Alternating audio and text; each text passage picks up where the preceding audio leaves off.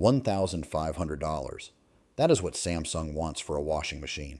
A washing machine, and the big box floor is full of them. Samsung Bespoke AI, LG ThinQ, GE Profile, Whirlpool Smart Series, sitting under showroom lights, not moving.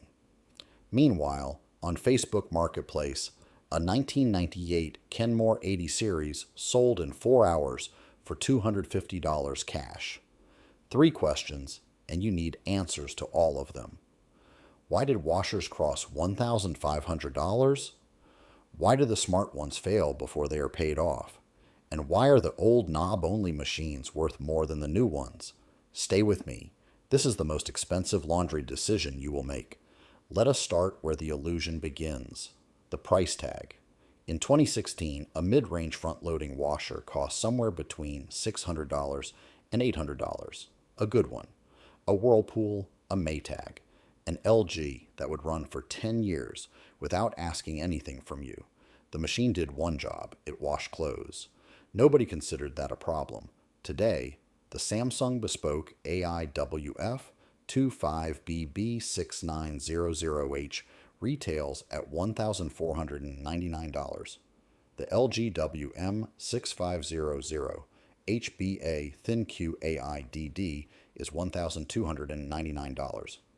The GE Profile UltraFast PFQ 97 HSPVD S combo unit is $2,099. $2,000 for a machine that washes and dries your clothes in a closet-sized drum. What did you get for that extra $700? For nothing. A touchscreen on the front panel, an app that sends a notification when the cycle ends, an AI feature that detects load weight and adjusts water levels, something the mechanical pressure switch in a 1989 Kenmore 80 series did automatically, without a Wi-Fi signal, without a software update, without a monthly subscription. You got a QR code on the back panel that links to a setup guide. You got a machine that introduces itself to your router. The industry calls this smart technology. I call it a $700 surcharge for a notification you do not need. Here is something I want you to sit with.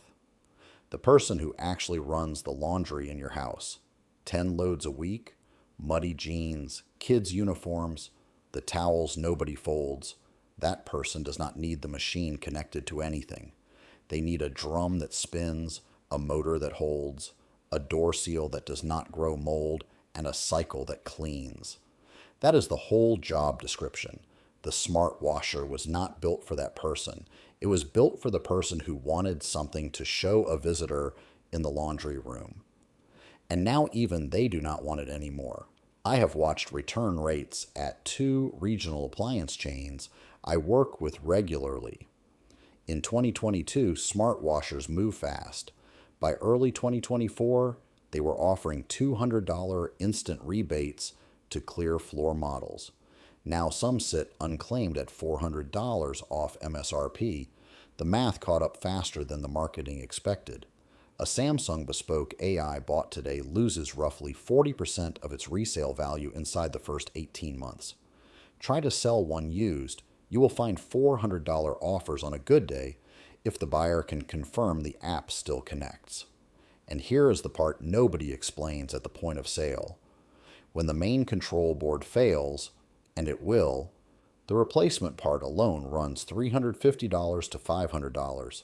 Add labor, you are now spending $700 to repair a machine worth $400 on a used listing. The industry calls it normal parts cost. I call it a machine designed to be replaced, not fixed. Now let us talk about what is actually breaking inside these machines, because this is where the real betrayal lives. I will tell you something I almost never say on camera. The reliability I am seeing come through the shop in 2025 is the worst it has been in 15 years. I am not manufacturing outrage. I am telling you what comes off the bench every single week, from customers who thought they bought something premium. The Samsung Bespoke AI and the WF series before it, the VRT bearing failures are documented across owner forums and confirmed by independent repair shops across multiple states. The drum develops an off-balance wobble that worsens with every load. Samsung issued service bulletins. Their official recommendation, recalibrate through the ThinQ app. App recalibration does not fix a bearing that is losing its race surface. By 50,000 cycles, roughly 4 to 5 years of normal family use, you are looking at a drum bearing replacement that costs more than the machine's entire resale value. The LG ThinQ AI DD built its whole identity around the direct drive motor. No belt, no pulla, fewer mechanical failure points. That part is genuinely true. What the marketing does not mention is the inverter control board that drives it. When that board fails, the machine goes completely dead. No error code you can look up yourself. No reset. The ThinQ app returns a diagnostic code that tells you to schedule a service call. The board is $280 in parts. Labor is $150.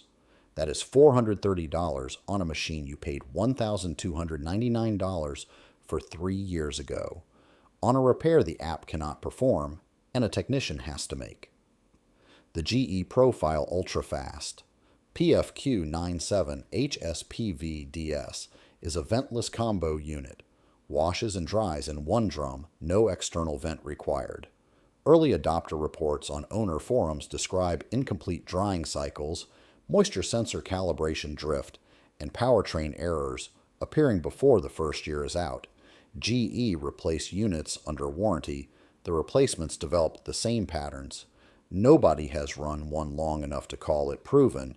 You paid $2,099 to be the first generation through, and Whirlpool and Maytag, those names still carry a reputation built on decades-old machines, are now both manufactured in the same facilities, sharing the same control boards, failing in the same sequence.